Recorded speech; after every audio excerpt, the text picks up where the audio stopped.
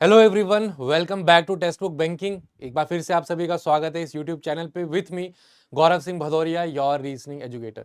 सो जैसा आपने थंबनेल देखा होगा, आज कुछ इंपॉर्टेंट चर्चा डिस्कशन हम करने वाले हैं related to your upcoming and most awaited most expected notification या एग्जाम ऑफ एसबीआई पीओ इस साल का 2024-25 का। राइट तो यहाँ पे अगर मैं बात करूं तो देखिए, अभी आपके पास ऑलरेडी बहुत सारे एग्जामिनेशंस हैं। जैसे आपका आरआरबी का एग्जामिनेशन है, आपका आईबीपीएस क्लरिकल है, बीच में हो सकता है कोई इंश्योरेंस सेक्टर का एग्जामिनेशन भी आ जाए। लेकिन आपको पता है कि अगर आप मतलब काफी टाइम से तैयारी कर रहे हैं, या फिर आप अभी भले ही आपने अभी शुरू क्यों ना की हो, ज्यादातर या फिर मोस्टली हर एक स्टूडेंट का बैंकिंग एक्सपायरेंट का ड्रीम होता है स्टेट बैंक ऑफ इंडिया में एज अ पीओ, मतलब इस एग्जाम को क्लियर करके काम करने का, because of its many benefits. आप वो बात अलग है कि एक बार आप ज्वाइन कर लेते हैं तो बहुत सारे तो नहीं, बट हाँ कभी कभी आपने नेगेटिव फीडबैक्स भी सुने होंगे उन एम्प्लॉयज से जो वहां काम कर रहे हैं, सेलेक्ट होके चले गए, फिर उनको दिक्कत आ रही है, परेशानी आ रही है। बट आप ये सोचिए कि आपको जॉब मिलने के बाद उसकी वैल्यू कम हो रही है, ठीक है, लेकिन उससे पहले आप कितनी तैयारी करते थे। एंड दूसरी चीज इंपॉर्टेंट ये है कि जब तक जो आप हासिल नहीं कर लेते तभी तक आपको उसकी वैल्यू लगती है, एंड जिस दिन वो चीज़ अचीव हो जाती है, मतलब आपकी नज़र में उसकी कोई वैल्यू खत्म सी हो जाती है। राइट तो हम उन चीज़ों पे नहीं जाएंगे। जो असलियत है, देखो वो असलियत है। अगर सोसाइटी की बात की जाए, सोशल रिस्पेक्ट की भी बात की जाए, तो अगर आप स्टेट बैंक ऑफ इंडिया में काम कर रहे हैं, एज अ पीओ लगेंगे, 2-3 साल बाद आपका प्रोबेशन खत्म होगा, मैनेजर बनेंगे, ब्रांच मैनेजर बनेंगे, तो आपकी डेफिनेटली बहुत रिस्पेक्ट आपको मिलने वाली है, होने वाली है। एंड आपकी प्रमोशन भी हो गया, आपका ट्रांसफर हो गया, जनरली आपके सिटीज में ही रहेगा, सब कुछ एकदम फर्स्ट क्लास है, बढ़िया है। यही सारे रीजंस है कि हर साल बहुत सारे एस्पायरेंट्स इस एग्जामिनेशन के पीछे, मतलब पूरे पूरे 100% तरीके से लग जाते हैं कि इस साल ये एग्जाम निकालना है, ठीक है। अब दूसरी मेन चीज ये है कि देखिए, जब इतनी खास बात है इस एग्जामिनेशन में, कंपटीशन अगर मैं बोलूं तो बैंकिंग सेक्टर में सबसे ज्यादा इसी एग्जामिनेशन का, एसबीआई पीओ का। और हो भी क्यों नहीं, बिकॉज हर बंदा चाहता है, हर स्टूडेंट चाहता है कि वो एज अ पीओ लगे, एसबीआई में एग्जाम क्लियर करे। तो आप अगर ऐसी चीज चाह रहे हैं जो कि थोड़ी सी मुश्किल है, मतलब बहुत ज्यादा उसके बेनिफिट्स हैं, हर इंसान चाह रहा है, तो डेफिनेटली उसको हासिल करना इतना आसान तो होगा नहीं। इसलिए एसबीआई का एग्जाम लेवल जो है वो आपको सबसे एकदम टॉप नॉच का मिलता है। एंड बाकी जितने भी बैंकिंग एग्जामिनेशन है, आईबीपीएस के पीओ क्लर्क या आरआरबी का पीओ क्लर्क, वो कहीं ना कहीं इसी को बेंचमार्क मान के अपने लेवल भी with year time to time थोड़ा सा इंप्रूव करते रहते हैं। बट जो एक बेंचमार्क सेट करने वाला एग्जामिनेशन होता है, that is always SBI PO examination. तो जब आप बहुत अच्छी एक चीज चाह रहे हैं, एम कर रहे हैं, तो मुश्किल तो देखो वो है। अब क्योंकि वो मुश्किल है, तो ऐसा नहीं है कि 1 महीने में एग्जाम क्लियर हो जाएगा। केवल प्री क्लियर करना है वो भी आपका टारगेट नहीं है। प्री के साथ आपकी मेंस की तैयारी होनी चाहिए। प्री और मेंस के बीच में जो गैप है, उसमें केवल रिवीजन होना है मेंस के टॉपिक्स का, मेंस लेवल के क्वेश्चंस का, कुछ भी नया नहीं पढ़ना है। तो इसका मतलब है कहीं ना कहीं प्री से पहले आपको प्री और मेंस की एकदम फुल फ्लेजेड तैयारी कर लेनी है। नोटिफिकेशन का भी वेट नहीं करना है, तब तो आप रेस में पार्ट ले पाएंगे, रेस जीत भी सकते हैं। बट अगर आप नोटिफिकेशन का वेट कर रहे हैं, तैयारी देखेंगे, शुरू कर लेंगे, प्री से 1.5-2 महीने पहले आप जाग रहे हैं कि अब मुझे पढ़ना है, तो वो प्री ही हो पाएगा, मेंस नहीं हो पाएगा। तो उसके लिए जरूरी है, इस वजह से आपके लिए सेशन लेके आए हैं कि आप अगर टारगेट कर रहे हैं SBI PO examination, so this is the right time when you should start preparing for this examination, because it is not a piece of cake. आसान नहीं है, हर इंसान एसबीआई पीओ एग्जाम क्लियर नहीं कर पाता। बहुत सारी चीजें हैं, प्रैक्टिस लगती हैं, बहुत सारे मॉक टेस्ट देने पड़ते हैं, मेंस लेवल की मॉक टेस्ट आपको बहुत देखने पड़ेंगे, मेहनत बहुत लगेगी। तो उसके लिए आपके पास टाइम होना जरूरी है। एंड ऑलरेडी अभी हम जुलाई मंथ में, आगे हम सारी चीजें देखेंगे कितना आपके पास लगभग टाइम बचा है। तो आज के इस सेशन में ये सारे इंपॉर्टेंट पॉइंट है जो हम डिस्कस करेंगे। नोटिफिकेशन एक ट्रेंड को देखते हुए कब हम एक्सपेक्ट कर सकते हैं, वैकेंसीज कितनी एक्सपेक्ट कर सकते हैं, एज लिमिट, साइकोमेट्रिक टेस्ट, ये आपका नया ऐड हुआ है 2023 में, ये ऐड हो गया था, राइट। 2023 में आ चुका था। एग्जाम पैटर्न क्या रहता है, सिलेबस वगैरह क्या रहता है, ये एक रिकैप वीडियो है। मतलब इसमें सारी चीजें हम रिकैप करेंगे, देखेंगे एसबीआई पीओ में क्या क्या चीजें इन्वॉल्व हैं इस एग्जाम में। अब जिन लोगों का पहले से तैयारी करते आ रहे हैं, आपको हो सकता है आधी से ज्यादा चीजें पता हो, बट हर साल नए ग्रेजुएट्स निकलते हैं कॉलेज से जिनका टारगेट होता है एसबीआई पीओ, तो बहुत सारे लोगों के लिए ये सब नई चीजें हो सकती है, तो ध्यान से आपको देखना है। कोई भी डाउट आता है तो सेशन के एंड में कमेंट में आप पूछ जरूर सकते हैं, ठीक है। चलिए बढ़ते हैं आगे। तो सबसे पहले हम देखते हैं एक्सपेक्टेड नोटिफिकेशन की अगर बात करें तो कोविड से पहले सीन थोड़ा अलग था। कोविड से पहले जनरली अप्रैल में आ जाता था, लेकिन कोविड के बाद थोड़ा सा चीजें डिले हुई, कैंसिल फिर भी नहीं हुई, ठीक है। हुआ था एग्जामिनेशन थोड़ा सा लेट हुआ था। तो अब का ट्रेंड अगर मैं देखूं तो प्रीवियसली 2023 में सितंबर में, 2022 में भी सितंबर में आया था नोटिफिकेशन। 21 में अक्टूबर, सितंबर अक्टूबर अगर हम मान के चलते हैं तो देखिए आप ऑलरेडी अभी जुलाई महीने में तो हैं ही, ठीक है। अभी आपके एग्जामिनेशन, आप आरआरबी की तैयारी भी कर रहे होंगे, तो कहीं ना कहीं आपकी तैयारी चल रही है, विच इज फाइन। बट एक फ्रेश स्टूडेंट है जिसने अभी आरआरबी की भी तैयारी शुरू नहीं की, किसी की नहीं की, अभी बस उनको कहीं से गाइडेंस मिली है कि हाँ बैंकिंग सेक्टर की तैयारी करो, तो आपके लिए कितना टाइम बचा है आप देख लो। जुलाई का आधा महीना, 18 दिन मान लो, 15 दिन मान लो जुलाई के, अगस्त पूरा मान लो, सितंबर में अगर आ गया, सितंबर में भी चलो लास्ट में मान लेते हैं, अक्टूबर स्टार्ट, सितंबर महीना ले लेते हैं, तो आपका जुलाई के कुछ दिन, अगस्त और सितंबर, 2 महीने, यानी कि 330, 60, मैक्स टू मैक्स मान लेते हैं 80 डेज आपके बचे हैं नोटिफिकेशन में। और नोटिफिकेशन आने के बाद बहुत ज्यादा गैप नहीं होता। आपने देखा होगा पिछले साल, पिछले से पिछले साल एसबीआई क्लर्क नोटिफिकेशन के जस्ट बाद या कुछ ही दिनों बाद उसका एग्जामिनेशन था। ऐसा कोई गैप दे दे, ये कोई कंपल्शन नहीं है एसबीआई का इस चीज में, कोई भी एक सेट रूल फॉलो नहीं करते, ठीक है। एग्जामिनेशन आपका, नोटिफिकेशन लेट हो सकता है, एग्जाम जल्दी कर दे, रिजल्ट में डिले हो सकता है, कुछ भी हो सकता है। तो हम मान के चल रहे हैं कि चलिए 80 भी छोड़ दीजिए, थोड़ा सा यहाँ पे और हम पैसिमिस्टिक हो जाते हैं, थोड़ा सा और माने चलो 90 डेज है, ठीक है। 90 डेज है आपकी प्रीलिम्स में, अगर राउंड अबाउट हम हिसाब लगाएं, बीच में आपके तीज त्योहार भी है, रक्षाबंधन भी है, चलो आप चले गए 2-3 दिन वहां लगा दिए आपने, 90 डेज तो कहीं भी नहीं जा रहे आपके प्री में। लेकिन इन 90 डेज में आपको दो काम करने, केवल प्री पे फोकस नहीं कर रहा, प्री और मेंस दोनों एग्जामिनेशन की आपको तैयारी करनी है, क्योंकि फिर से प्री के बाद मेंस का जो गैप है रिवीजन करना है। तो जो आज आप इस वीडियो को देख रहे हैं, अभी तक आपने किसी भी एग्जाम की तैयारी नहीं करी, एकदम आपको कुछ पता ही नहीं सिलेबस क्या है, तैयारी क्या करनी है, आप मान लीजिए कि आपके पास 3 ही महीने हैं, एंड ये बहुत कम टाइम नहीं है, सफिशिएंट टाइम है। अगर आप डेडिकेशन के साथ, रेगुलरिटी के साथ तैयारी आज से भी शुरू कर देते हैं, एसबीआई पीओ आप एग्जाम क्लियर कर सकते हैं इस साल आराम से। लेकिन आपको करेक्ट पाथ, अप्रोच समझ में आनी चाहिए, पता होनी चाहिए, ठीक है। तो ये रह गई बात एक्सपेक्टेड नोटिफिकेशन की। एज लिमिट जनरली यही रखते हैं, अभी भी यही रहेगी, पीओ एग्जामिनेशन की 30 है, मिनिमम एज आपकी 21 हो जाती है। 21 to 30 ये आपकी एज लिमिट है, चेंज होने का बहुत कम चांस है, तो यही रहेगा इस साल भी। एक्सपेक्टेड वैकेंसीज लगभग हमेशा अगर देखा गया तो 2000 के आसपास ही होती हैं, तो आप मान सकते हैं कि चलिए कुछ ज्यादा प्लस माइनस कर लो, अप्रॉक्सीमेटली 2000 ही होंगी, बहुत ज्यादा वैकेंसीज कभी भी नहीं आती है। एजुकेशनल क्वालिफिकेशन वो उस पर एक बार गौर फरमा लेते हैं, ठीक है। तो आपका वही है, graduation in any discipline from a recognised university.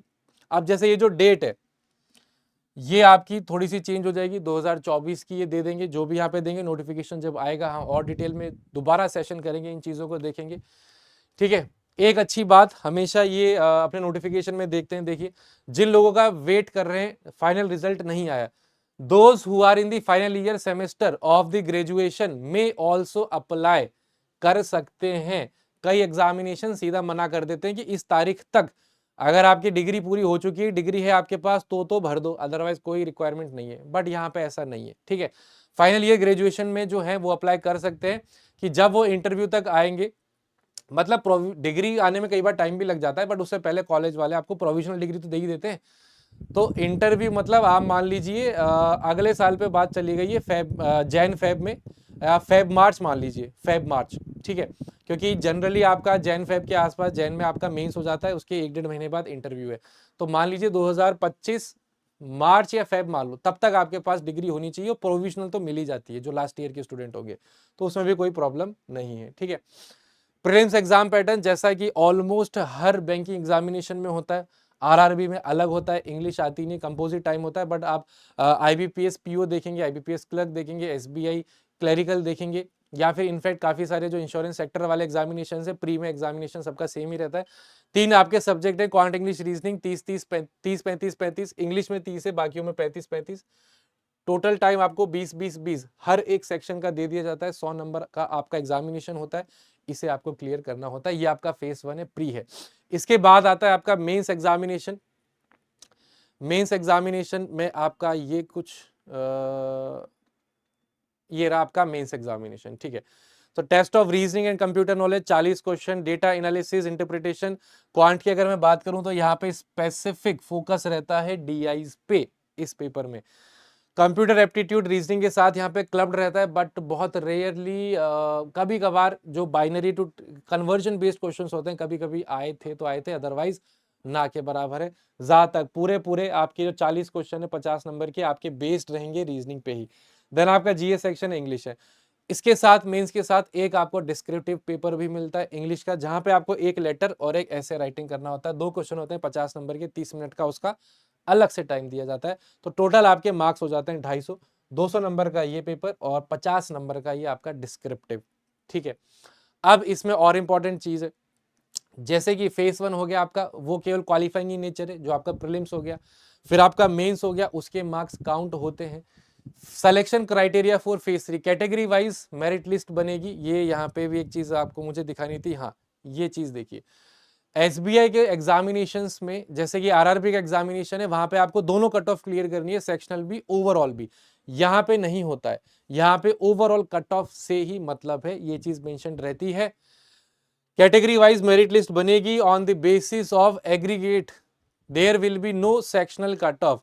यहां पे सेक्शनल कट ऑफ नहीं होती है, ना ही आपके प्रीलिम्स एग्जामिनेशन में और ना ही आपके मेंस एग्जामिनेशन में, ठीक है। इसको एक सेकेंड रुकिए।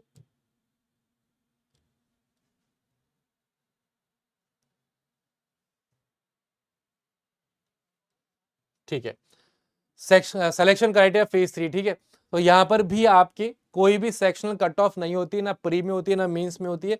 डायरेक्टली आपको जो ओवरऑल कट ऑफ है वो आपको क्लियर करनी होती है, ठीक है।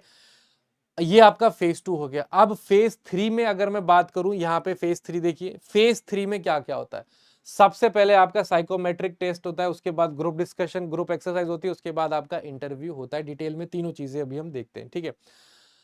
अगर मैं बात करूं साइकोमेट्रिक टेस्ट की, तो बेसिकली ये एक आपका पर्सनैलिटी चेक करने का एक टेस्ट इन्होंने बनाया हुआ है। लास्ट ईयर मैंने खुद दिया था, इसलिए मैं आपको और डिटेल में अच्छे से बता सकता हूं।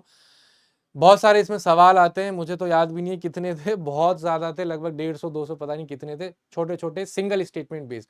अब उसमें सवाल कैसे होते हैं, सवाल उसमें ऐसे होते हैं कि आपकी पर्सनैलिटी से रिलेटेड, मतलब आपको सिचुएशन बेस्ड सवाल दे देते हैं, ठीक है। जैसे कि आप किसी रास्ते पे जा रहे हैं, आपने ये चीज देखी, तो आपका कोर्स ऑफ एक्शन क्या होगा। आप क्या, आपको अगर सक्सेस चाहिए तो आप क्या चीज प्रीफर करोगे, हार्डवर्क या फिर मतलब थोड़ा सा आपने किसी की हेल्प ले ली, किसी से जुगाड़ लगवा लिया, ठीक है, क्या आप प्रेफर करेंगे। अच्छा, दूसरी मेन चीज ये कि जब वो एक सवाल आपसे पूछते हैं ना, उससे मिलता जुलता ही सवाल हो सकता है 10-12 क्वेश्चन बाद दोबारा से वही क्वेश्चन आ जाए, थोड़ा सा घुमा फिरा के पूछ ले, राइट। और इसके जो क्वेश्चंस होते हैं, इसका answer agree, disagree, agree, strongly agree, disagree, strongly disagree, इस तरीके से ऑप्शंस होते हैं कि आप किस चीज से सहमत हैं। तो इन सब चीजों से अब वो कैसे उसको इवेल्युएट करते हैं वो मुझे नहीं पता, बट हाँ ये टेस्ट डिजाइंड है, ये आपको देना पड़ेगा, कंपल्शन होता है। साइकोमेट्रिक टेस्ट देखिए, the bank will conduct this test for the personality profiling of those candidate जिनका इंटरव्यू, मतलब जो फेज 2 मेंस आपको क्लियर करके आए। उसके कोई मार्क्स वार्क्स नहीं होते, लेकिन हाँ ऐसा बोला जाता है इसमें नोटिफिकेशन में कि जब आप इंटरव्यू के लिए जाएंगे, जब आप पैनलिस्ट के सामने बैठे होंगे, तो उनके पास हो सकता है आपका वो रिपोर्ट कार्ड हो, साइकोमेट्रिक टेस्ट हो, और उन्होंने कुछ कुछ एनालाइज कर रखा हो, और वो आपसे कुछ क्वेश्चन आंसर कर सकते हैं कि आपने इसका आंसर ये क्यों लिखा, ठीक है। बहुत रेयरली होता है, ये भी पिछले साल ही था, मेरे साथ तो ये नहीं हुआ था, इंटरव्यू में कोई साइकोमेट्रिक टेस्ट का जिक्र तक नहीं था, लेकिन हाँ चांसेस हैं। ये रहा, finding of the test may be placed before the interview panel, मतलब जो उस रिजल्ट आया है साइकोमेट्रिक टेस्ट का, वो रिजल्ट हो सकता है इंटरव्यूअर्स को दे दिया जाए जब आपका इंटरव्यू फेस टू फेस चल रहा हो, ये चीज लिखी है। इसके बाद ये तो चलो अलग से हो गया, जैसे आप मेंस और प्री देने एग्जाम सेंटर पे जाते हो, वैसे ही आपको साइकोमेट्रिक टेस्ट देने के लिए एग्जाम सेंटर आपको मिल जाएगा, वहां जाना होगा। फिर जब आप इंटरव्यू देने जा रहे हैं उनके ब्रांचेस में, ऑफिसेज में, वहां पे आपके 2 लेवल होते हैं, 2 आपकी स्टेजेस होंगी। एक आपका पहला होगा डिस्कशन, ग्रुप डिस्कशन, उसके बाद होगा पर्सनल इंटरव्यू। उन दोनों के ग्रुप एक्सरसाइज के आपके 20 नंबर हैं, इंटरव्यू के आपके 30 नंबर है, टोटल बनते हैं आपके 50 नंबर। और ग्रुप डिस्कशन भी नहीं, बेसिकली ग्रुप ग्रुप एक्टिविटी हो जाती है, कई बार ग्रुप डिस्कशन भी हो जाता है, उनके ऊपर है। तो जैसे कि मैं आपको बताता हूँ, मुझे जो उन्होंने टॉपिक दिया था जब ये जो आपका ग्रुप डिस्कशन हुआ था, तो वहाँ पे इलेक्ट्रिक व्हीकल से रिलेटेड उन्होंने एक टॉपिक दिया था कि क्या लगता है आपको, इस टाइप का कुछ क्वेश्चन था कि अगर ईवी को हम ज़्यादा से ज़्यादा प्रमोट कर रहे हैं या करना चाहते हैं, क्या हर्डल्स हैं बेसिकली, कि अगर हम ईवी को ज़्यादा प्रमोट करते हैं तो क्या उसके बेनिफिट्स हैं, दोनों साइड पूछते हैं, क्या उसके प्लस है क्या उसके माइनस है, इकोनॉमी पे क्या इम्पैक्ट पड़ेगा, और कस्टमर के मन में ईवी को लेके क्या सोच है, उसको गवर्नमेंट कैसे इरेडिकेट कम कर सकती है, हटा सकती है। जैसे कि एक टाइम था, मतलब अभी तो चलिए ठीक है, बहुत सारे मॉडल्स आ गए इलेक्ट्रिक व्हीकल्स के, टाटा की कंपनी में बहुत सारी गाड़ी उन्होंने निकाल दी हैं जो 8-9 लाख की आ जाती है, टियागो वगैरह। एक टाइम पे मैंने देखा था जब केवल टाटा के पास नेक्सॉन की जो थी इलेक्ट्रिक व्हीकल, इलेक्ट्रिक कार थी, और वो नॉर्मल नेक्सॉन से कम 4-5 लाख महंगी थी, 14 to 15 लाख की वो पड़ रही थी।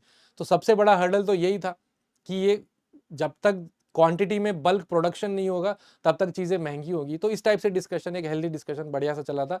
सबको बराबर टाइम मिलता है, ऐसा नहीं है कि कोई छूट जाएगा, ऐसे वो मच्छी बाजार बन जाता है ना ग्रुप डिस्कशन में, वैसा कोई सीन नहीं होता।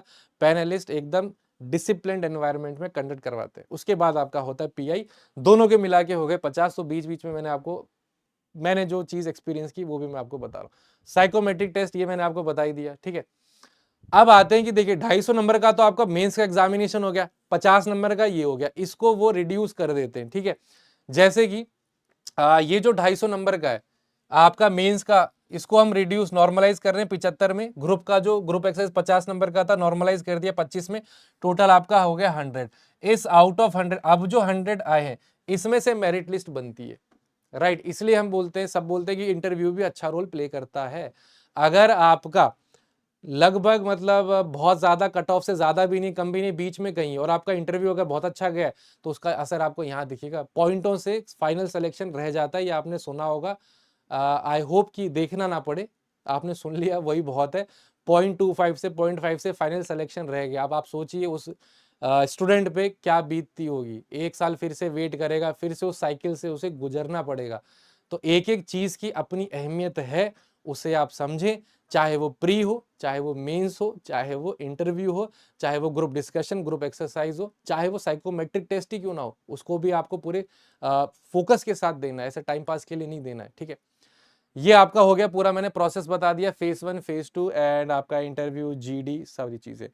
सिलेबस एक बार फटाफट से देख लेते हैं। Related to reasoning, alphanumeric series, blood relation, सबसे ज्यादा इंपॉर्टेंट अगर मैं बताऊं, इंपॉर्टेंट आपका पजल सेटिंग अरेंजमेंट है। उसके अलावा ये आपके 3 मेंस ओरिएंटेड टॉपिक है जो आपके केवल मेंस एग्जामिनेशन में आते हैं, बाकी सारे टॉपिक ही इंपॉर्टेंट है। इंग्लिश की बात करें, आपका आरसी हो गया, synonym, antonym, idioms, cloze test, one word substitution, fillers, and वैसे भी अभी तो मैं बस एक जेनरिक सेशन है इसलिए मैं आपको बता रहा हूँ, बाकी हर सब्जेक्ट का एक जो रिस्पेक्टिव फैकल्टी है वो आपके साथ विथ टाइम आएंगी, स्ट्रेटेजी डिस्कस करेंगे, कैसे आपको अप्रोच करना है, क्या प्लान होना चाहिए 3 महीने का, हर चीज़ बताएंगे, तो उसके लिए आप बेफिक्र रहिए। क्वांट का decimal to fraction conversion, speed, time, distance, simplification, approximation, ये सभी टॉपिक्स आपके एक से बढ़कर एक हैं और इंपॉर्टेंट भी हैं। जीए की बात करें, इंडियन इंटरनेशनल अफेयर्स हो गया, ऑब्ituaries हो गया, अपॉइंटमेंट्स हो गया, अवार्ड एंड फंक्शन हो गया, आपकी डेली करंट अफेयर्स हो गया, आपका स्टैटिक हो गया, आपका बैंकिंग अवेयरनेस हो गया, सारी चीज़ें बेहद बेहद आपके लिए इंपॉर्टेंट है। तो आई होप सारी चीज़ें I was able to clear related to your upcoming most awaited favourite examination SBI PO 2024 and 25। But still अगर कोई भी डाउट रह गया हो तो आप कमेंट में जरूर पूछें। And related to SBI PO strategy, generic session, क्या करें क्या ना करें, आने वाले दिनों में हर एक फैकल्टी से आपको देखने को ऐसे सेशंस बहुत मिलेंगे। जस्ट हम मेक श्योर कर रहे हैं कि इस साल आपका सिलेक्शन ईयर हो, ठीक है। तो सेशन को वाइंड अप करते हैं। Thank you all for joining, have a wonderful day, take care and good bye.